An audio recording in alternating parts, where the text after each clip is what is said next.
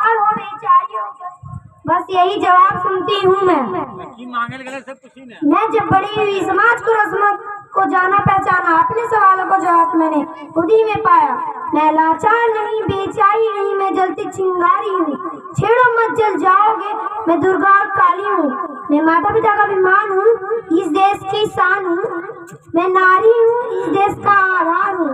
आदरणीय शिक्षकगण एवं मेरी सभी सहपाठियों, मैं जिया कुमारी कक्षा 4ठी की छात्रा हूँ।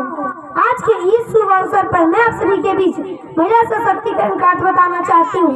महिला सशक्तिकरण का अर्थ होता है कि महिलाओं को किसी भेदभाव जीवन के प्रत्येक क्षेत्रों में कार्य करने का अधिकार है। अब आप सोच रहे होंगे कि इसकी आवश्यकता ही क्यों पड़ी। तो मित्रों, हमारे समाज में कुछ ऐसे तत्व शामिल हैं जो कहते हैं बेटियां बेटों बराबर नहीं होती। तो उन लोगों से मेरा यह प्रश्न है कि फिर क्यों ढूंढते अपनी बेटी बहन पत्नी के लिए महिला डॉक्टर? क्या है उन लोगों के पास? सवाल के जवाब कहने को तो नारी शक्ति की लंबी जुबान है, इसकी शिकायत हर कोई करता है। फिर क्यों नहीं कोई गूंगी लड़की से शादी करने के लिए तैयार होता है? फेसबुक का नाम तो आपने सुना ही होगा। जी हाँ, उसी फेसबुक के सीईओ मार्क जुकरबर्ग ने अपनी बेटी पैदा होने की खुशी में 99% भाग दान में दे दिया। और दूसरी तरफ महादेश के एक पिता जो अपनी बेटी की दहेज इकट्ठा करने की चिंता में घड़ी पहनना तक छोड़ देते हैं। और हम कहते हैं हमारा देश तरक्की कर रहा है। वाह रे वाह, आदमियों की नीयत खराब होती जा रही है। अब भूगट नहीं से शक्ति का निकलवाया जाता है, लेकिन आज की महिला पुरुषों के साथ कंधे से कंधे मिलाकर आगे बढ़ रही है।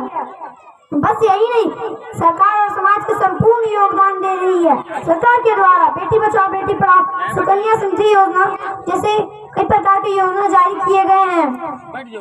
संविधान में महिलाओं के लिए सीट आरक्षित किए गए हैं। अरे घर की जिम्मेदारी बढ़ने पर ऑटो रिक्शा चलाने लगी है नारियां। अरे अंतरिक्ष को छेद कर आसमान तक जाने लगी है नारियां। अरे वीर सज्जनों को शमशान घाट पहुंचाने लगी है नारियां। कितने उदाहरण ढूंढ कर लाऊं, हर शक्ति को आजमाने लगी है नारियां। सवाल के जवाब कहने को तो मैं बेटी हूँ, मैं नारी हूँ, इस पुरुषों की दुनिया में मैं आई हूँ। अरे हाल नहीं हुआ मेरा, उनको अग्नि परीक्षा दिलवाई। कलयुग हो या सतयुग, कलयुग हो या सतयुग, इल्जाम मुझ पर ही आता। ना जाने भी जो अकेली सड़क पर चलने से जी घबराता। मैं डरती हूँ, मैं मरती हूँ, जब सवाल अकेली करती हूँ।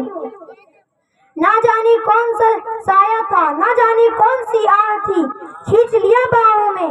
एक ने मुंह पे हाथ रखा तो दूसरे ने खींच लिया आंचल।